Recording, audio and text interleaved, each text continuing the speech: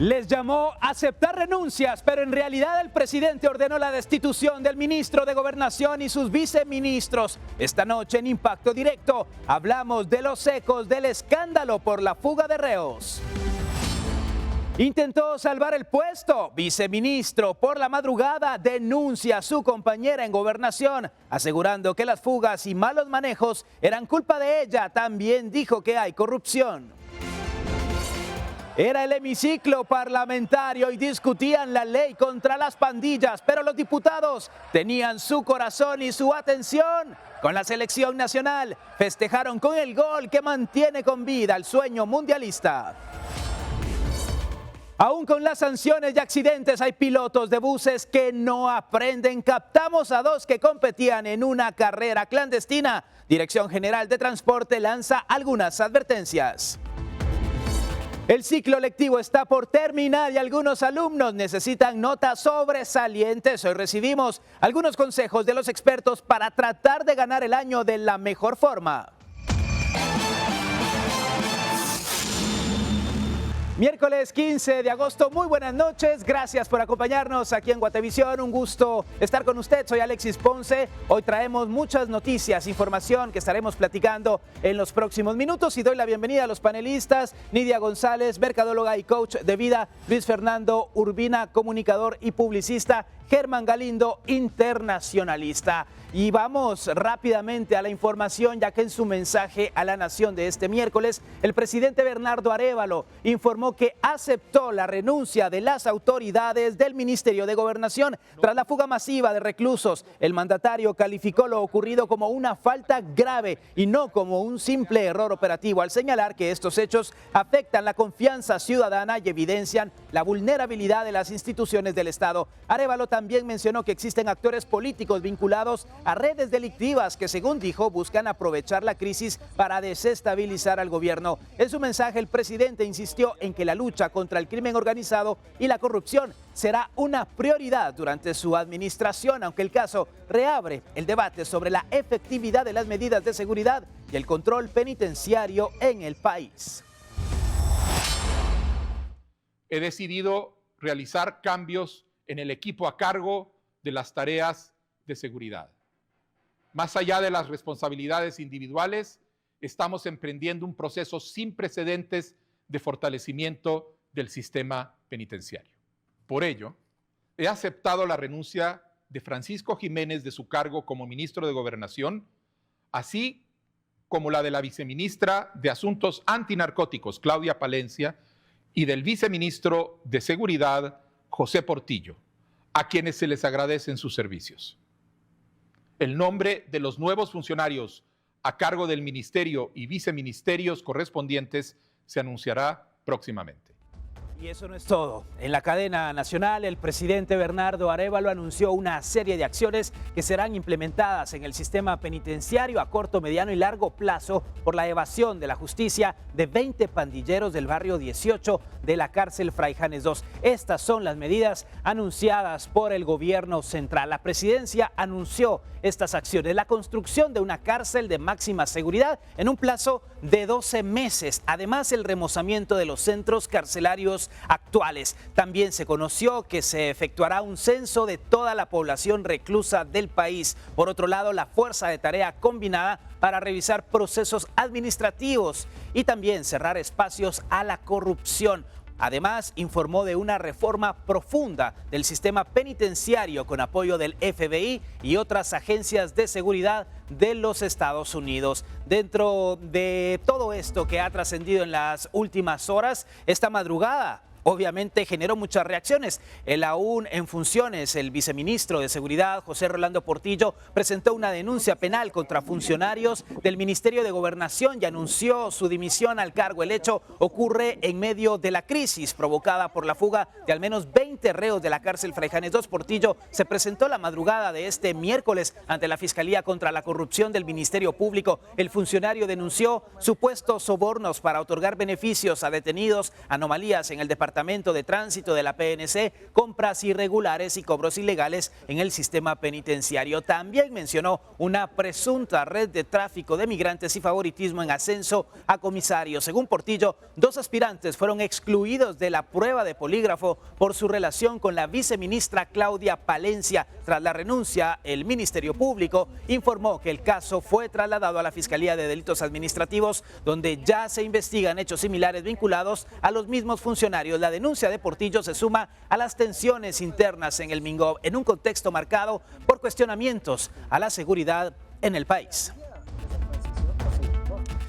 Bueno, y así ha trascendido esta jornada en nuestro país en cuanto al tema político, y obviamente las reacciones, Luis Fernando, no se hacen esperar. La denuncia que hizo el entonces viceministro José Portillo, pero también uno se cuestiona por qué esperar hasta ahora, por qué no habló inmediatamente, porque habla no solo de la corrupción en presidios, también habla de las situaciones en migración y otros aspectos que llaman mucho la atención. Bueno, pareciera ser de que esto se convirtió en un todos contra todos ahí en Gobernación.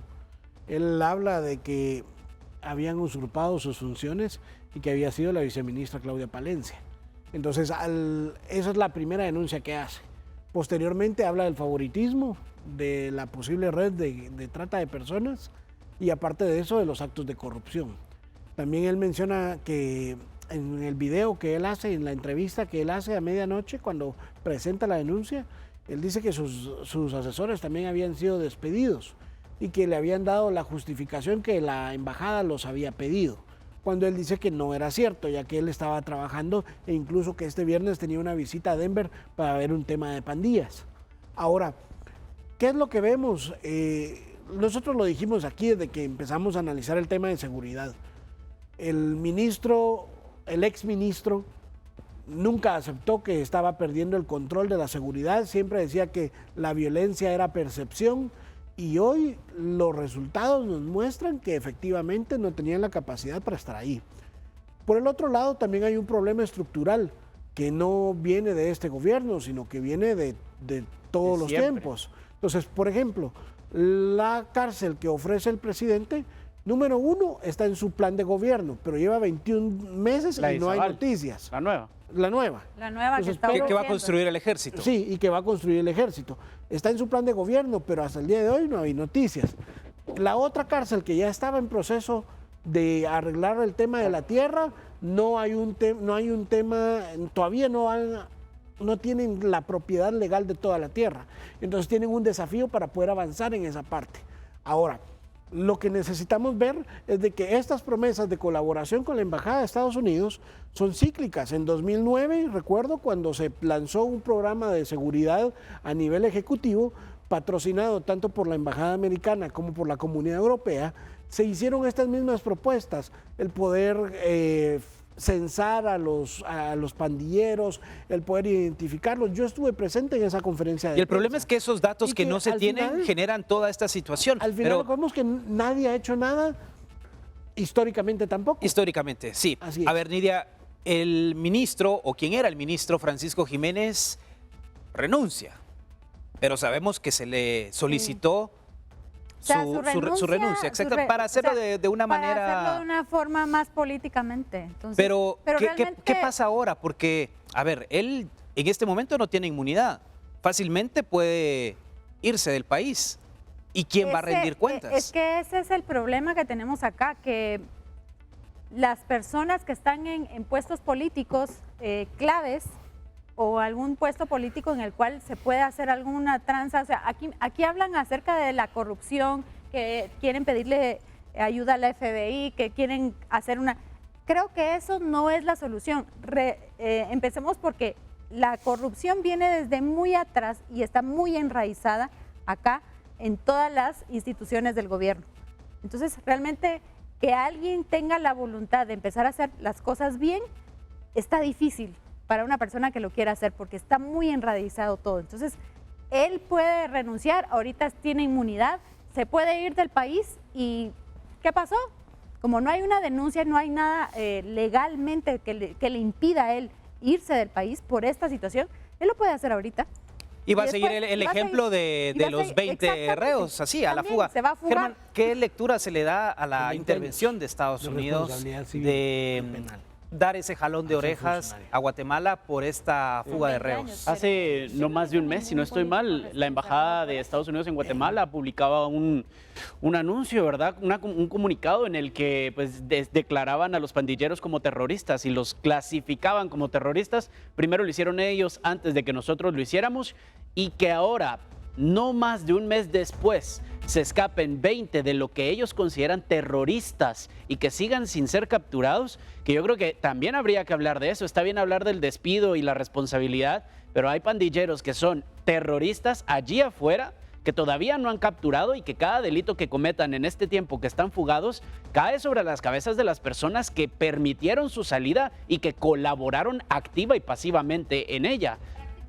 Por más de que exijamos renuncia y todo que está bien, ahorita entonces hay un vacío de poder y de autoridad y de control todavía más grande de lo que ya había en el sistema penitenciario. Lo más importante es, ok, renuncias, pero lo más importante es decir quién va a estar ahora y qué cambio va a haber. Si con que se ministro hable de una todos cárcel. hicieron una fiesta, un fiestín, imagínate ahora sin una autoridad. Pero estas imágenes no dejan de sorprender, aunque realmente ya no debería de sorprendernos. Mientras discutían las reformas a la ley antipandillas, muchos diputados tenían la mirada puesta en sus celulares. ¿Sabe qué estaban haciendo? Bueno, siguiendo el partido en el que Guatemala derrotó 1-0 a El Salvador, una escena que contrastó con la seriedad del tema en discusión.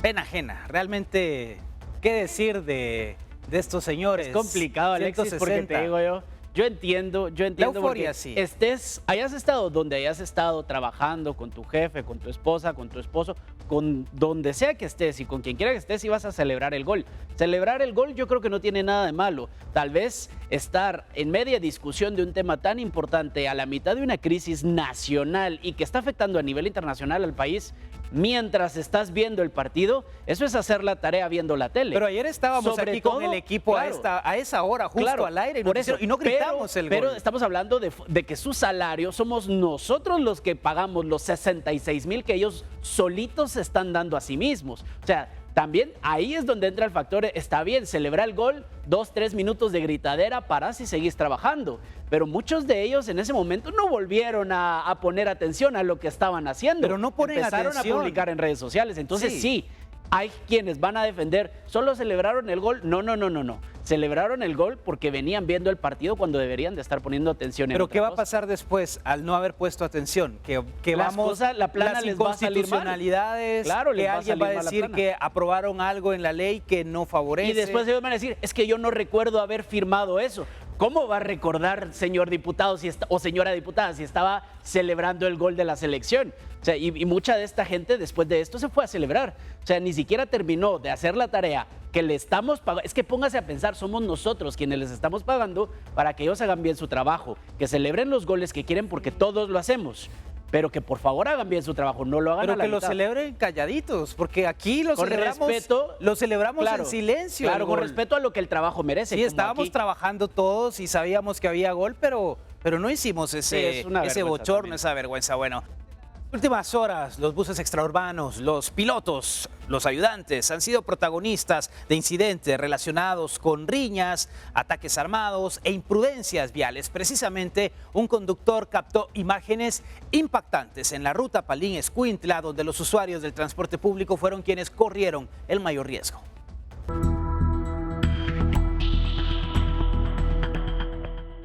Como Como una escena de película, fueron captados 2 buses extraurbanos en la autopista Palín-Escuintla. En este video se observa cómo una unidad de rutas Esmeralda y otra de rutas Tropicana hacen una carrera clandestina en plena ruta para pelear pasaje. Incluso están a punto de colisionar contra un camión que se moviliza por el carril derecho. Después de esquivarlo, los conductores continúan el duelo de velocidad, poniendo en riesgo a los usuarios. Pero esto se ha convertido en algo común en nuestro país. Precisamente, este año 67 personas han fallecido y 65 resultaron heridas durante accidentes de tránsito que han sido protagonizados por buses extraurbanos en carreteras como Ruta al Pacífico, al Occidente y al Atlántico. Según la estadística de Provial, se trata de 66 incidentes de tránsito, y los cuales los usuarios han sido los más afectados. Con imágenes de Eric Ávila, para Impacto Directo, Rosemary Ávila. Qué torpeza, definitivamente, porque no se trata de una carrera entre conductores, ni siquiera es el lugar apropiado, es poner en riesgo la vida de los usuarios, quienes van a bordo de estas unidades y de las otras personas que utilizan la vía. Es lamentable, Nidia, ver estas escenas y ojalá que logren identificar las autoridades y sancionar severamente a estas líneas de transporte. Creo que eso sí lo dudo mucho, porque ya hemos visto muchas veces acá que hay muchos accidentes, 67 sucesos donde qué bueno fuera que solo hubieran pérdidas materiales, o sea, el bus, pero en este caso creo yo, y me vas a disculpar, pero es una estupidez, son bien estúpidos ellos, porque en primer lugar llevan gente, no llevan cosas ni ganado, ¿verdad? Y ellos también están arriesgando la vida, o sea, no se ponen a pensar que al hacer eso puede que él pueda perder la vida también junto con todas las personas que vienen en el bus. Entonces, que haya algún tipo de acción en contra de ellos, no lo creo, porque lo hemos visto muchas veces. Y por eso es que lo hacen al final de cuentas, porque nadie sanciona. Pero Luis Fernando, si la vista no me falla, lo que está pasando ahí a la par es una pipa que posiblemente traslada gas o algo parecido. Lo que pasa es de que ellos no es que solamente lleven el control del vehículo, ¿verdad?, sino ponen en riesgo a los otros pilotos dentro de la cinta asfáltica. Entonces imagínate que una camioneta de estas vaya a chocar contra una pipa de gas combustible o de gas licuado. Es una tragedia completa. Entonces es bien necesario que las autoridades entiendan, aunque yo no entiendo cómo es eso de que quitaron el límite de años de unidades, que era 25 años, ahora está libre. O sea, pueden tener vehículos más viejos. Se llama extorsión, entonces, corrupción. Eso es impensable. O sea, lo vimos en el accidente en el lado del cementerio Bugambilia. Sí, zona 18. Paz, sí. En zona 16-18. Entonces, vimos la magnitud y que no entiendan que no deben comportarse de esa forma. Realmente es una irresponsabilidad total. Porque no hay sanciones. Debería, es más, la Dirección General de Transporte o en su defecto el Ministerio de Gobernación, quien emite la licencia, debería de cancelar esas licencias. Ahorita no tenemos ni ministro de Gobernación. Pero sí, al final es la ausencia de autoridad, y esto otra vez no es de ahora, esto es de toda la vida, que vemos esas competencias en la ruta que ponen en riesgo a los usuarios. Pero ya que hablamos de este tema, una riña entre pilotos y ayudantes de transporte público se registró en San Juan Zacatepec, que según los testigos la pelea inició por una disputa de pasajes y rutas entre diferentes operadores. En videos grabados por vecinos se observa a varios hombres armados con varillas agrediendo a un pasajero y al piloto de otro autobús, además de quebrar el vidrio. Yo soy pasajero. Seguí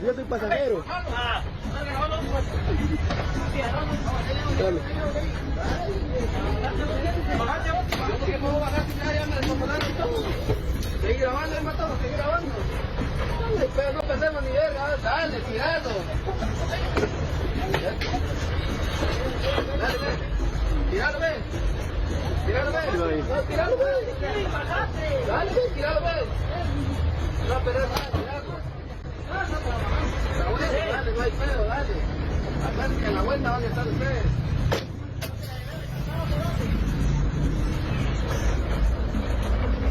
ahí grabando, mandamos a lo mandar. Bueno. Sacale la mierda si fue puta, hombre.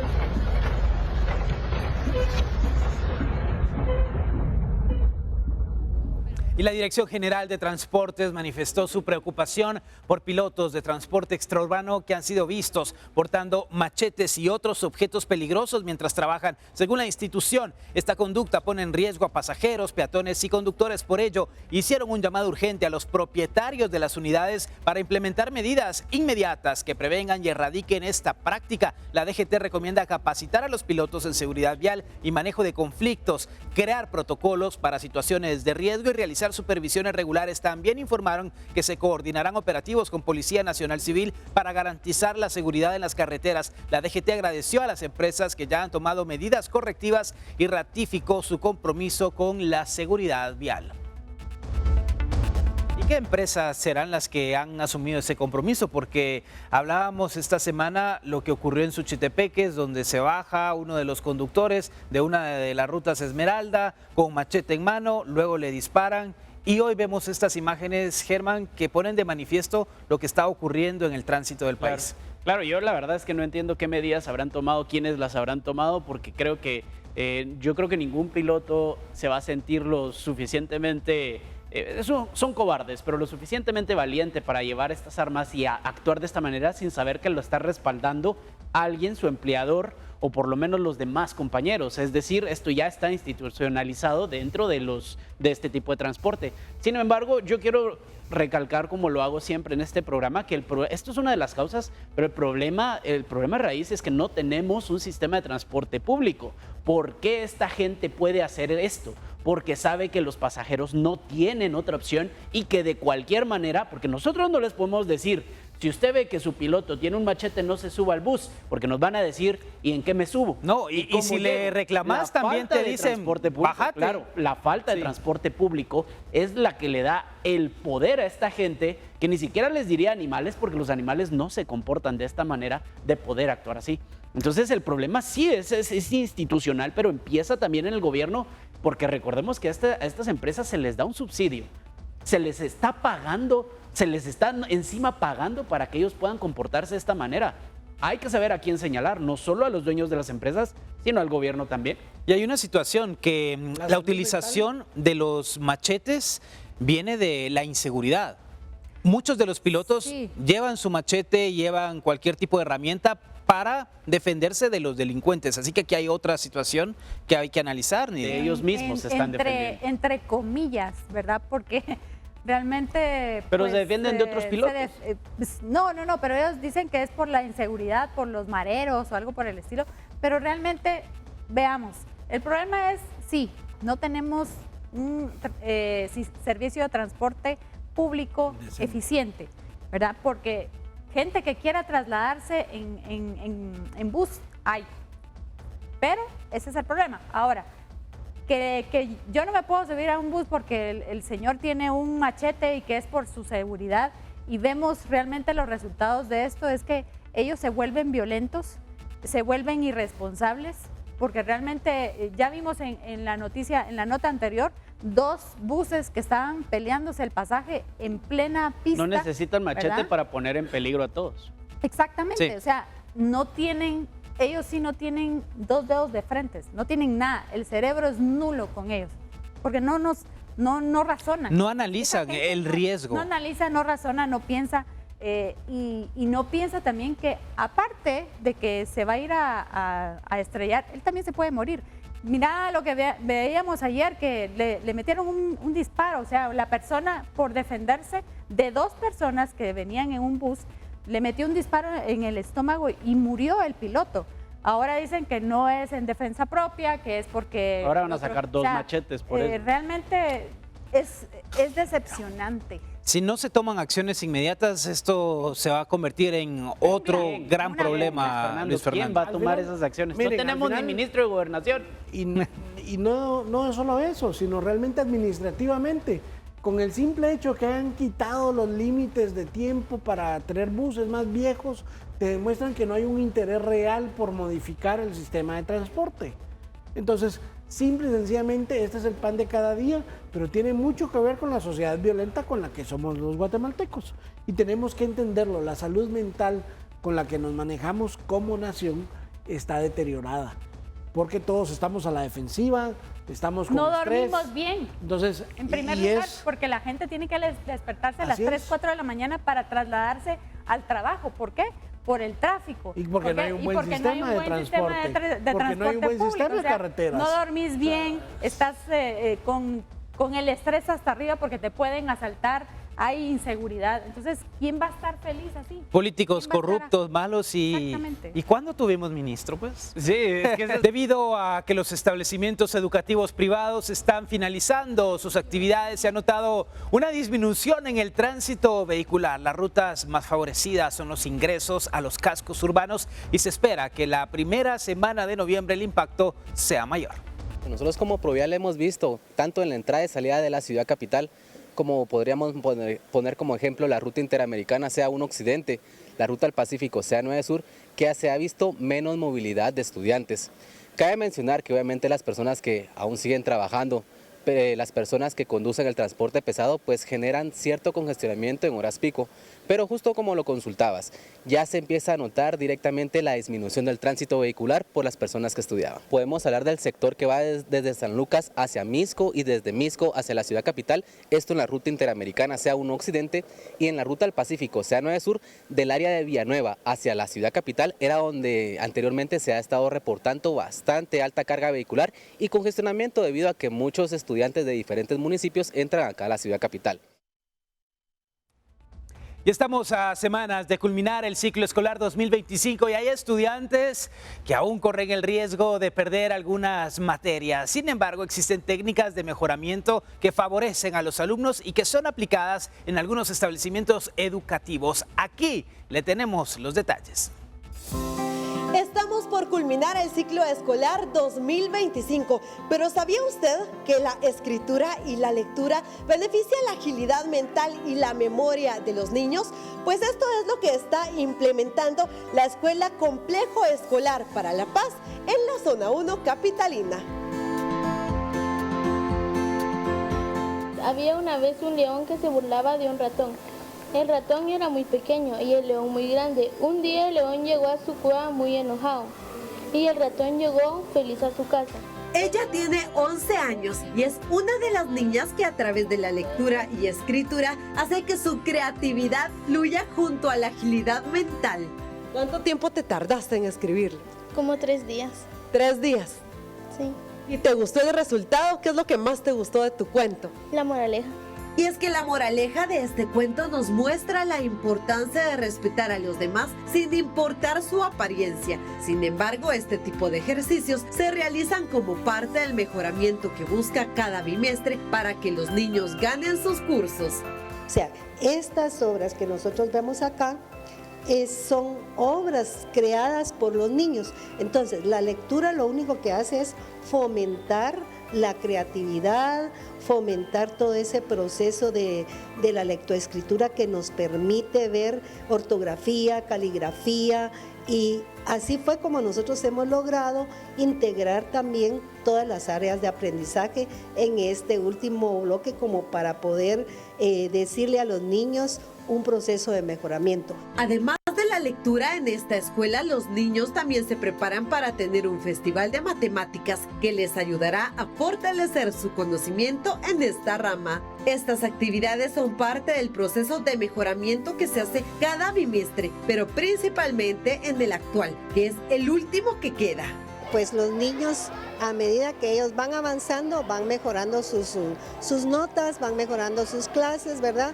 Para que ellos, pues al final del ciclo escolar, no tengan ese nerviosismo de que si perdí, que si gané o qué va a pasar conmigo. En algunos casos, con la autorización de los padres de familia, se procede para que los niños utilicen sus recreos para reforzar algunas clases o se les deja trabajos extra para mejorar sus calificaciones. Además, se recomienda que en casa los niños usen su tiempo libre para leer, escribir y hacer ejercicios matemáticos para mantener el conocimiento aprendido.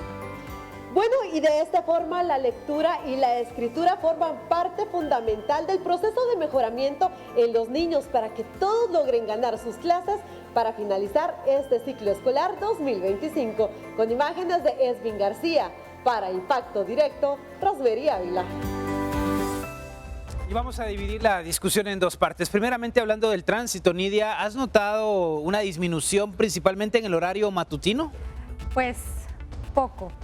Mira, yo te voy a decir, sí, está, ya están terminando. 2-3 carros menos. 2-3 carros menos, exactamente. Los vecinos ya no salen a la misma hora. Los vecinos ya no salen.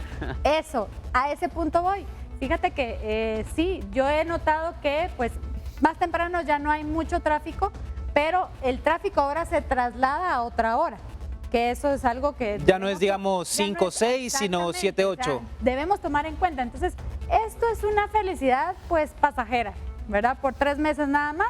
¿Qué 3 meses? Si ya en noviembre ya pronostican una oleada de vehículos nuevamente por todo lo de fin de año. Ya no hay colegios, pero en la mañana. Pero por eso te digo, la gente ahorita lo que va a empezar a hacer es salir a hacer compras navideñas, a comer, a gastar. Otro tipo de cosas, ya es otro tipo de tráfico a otra hora.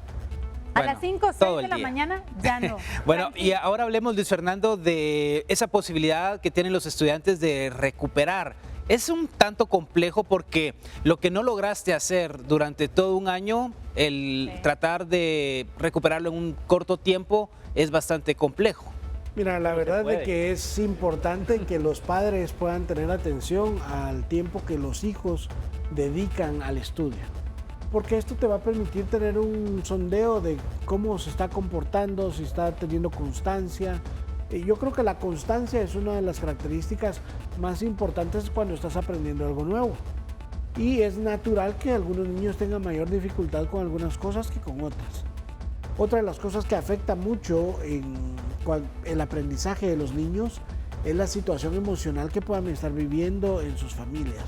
Separaciones, violencia, falta de atención. Entonces los padres de familia también tienen que entender que este tipo de cosas le van a afectar de una manera negativa a los niños.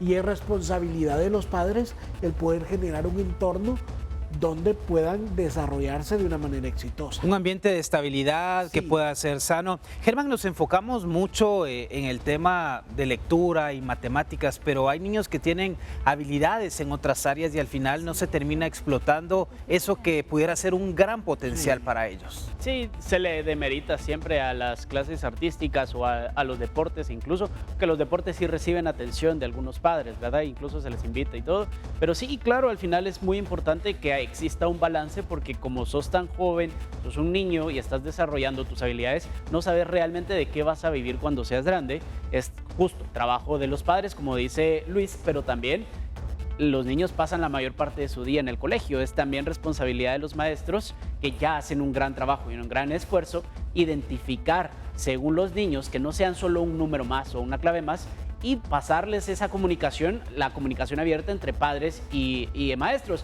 Que muchos padres también se lo toman como, yo le estoy pagando a usted para que lo eduque, ¿por qué me va a venir a decir a mí que tengo? Es que es su padre, ¿no? Tiene también que hacerlo. Este mes se conmemora el Día de los Niños Quemados, que busca prevenir esos incidentes que se dan principalmente por los líquidos calientes y causa graves heridas y cicatrices difíciles de borrar en los menores. Las quemaduras pueden cambiarle la vida a los niños que las sufren, porque sus cicatrices son difíciles de borrar. Cada vez que un niño es víctima de líquidos calientes, pirotecnia e incluso descargas eléctricas, el protocolo de atención inicia en el área de quemados del Hospital Roosevelt. En la atención primaria se utilizan cremas, apósitos y otros medicamentos según la gravedad de las lesiones. Precisamente, estos muñecos muestran las áreas que comúnmente son afectadas. La recuperación es larga y puede durar años. Para que la piel cicatrice adecuadamente, es necesario que los pacientes utilicen férulas.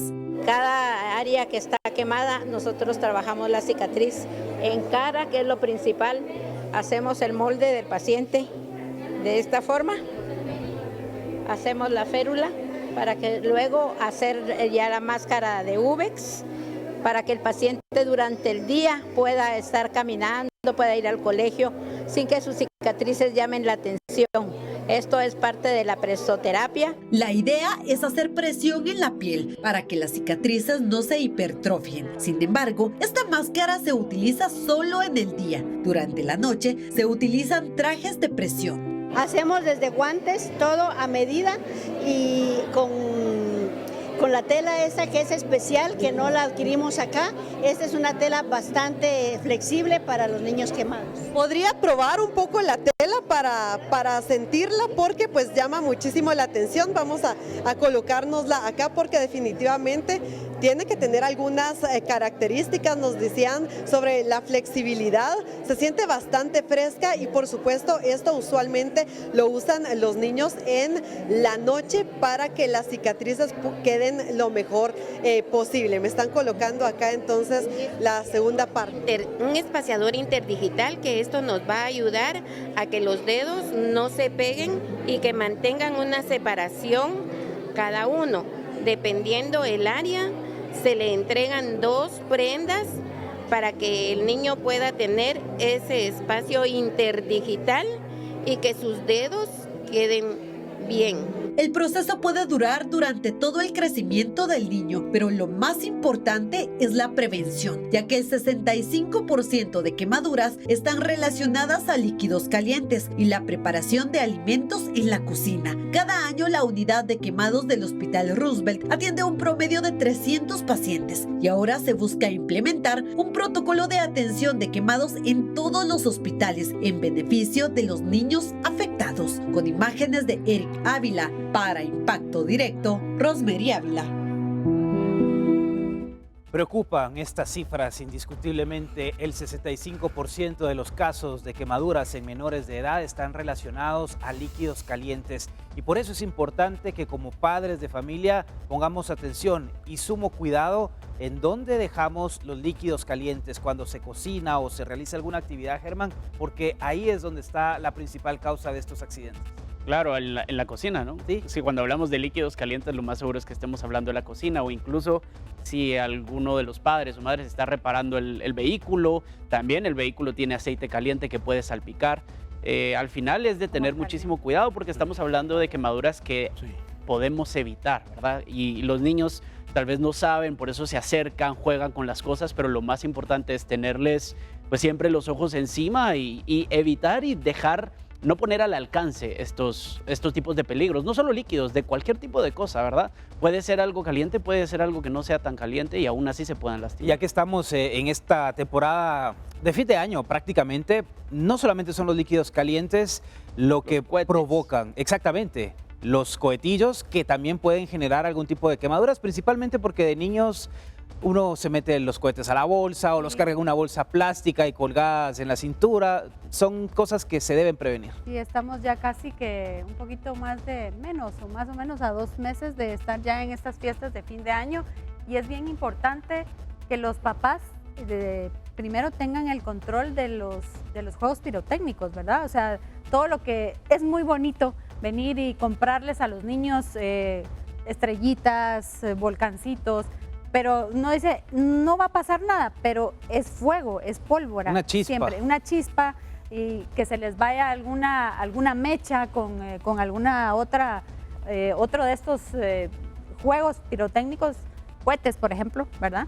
Es bien peligroso y debemos de tomar en cuenta no solo de que le vamos a dejar una marca en la piel y en la vida a los niños, por no tener el cuidado, por no hablar con ellos, o por no tener tal vez un protocolo de seguridad con respecto primero a la cocina, que es donde todos tenemos, pues cocinamos y hay cosas calientes, hay fuego, y con los juegos pirotécnicos también, ¿verdad? Claro.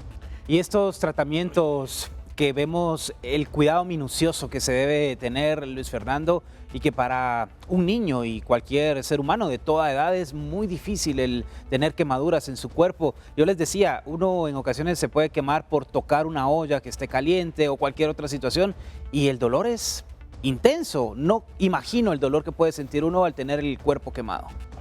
Y eso es bien importante que lo menciones porque al final hablaban de marcas en la piel.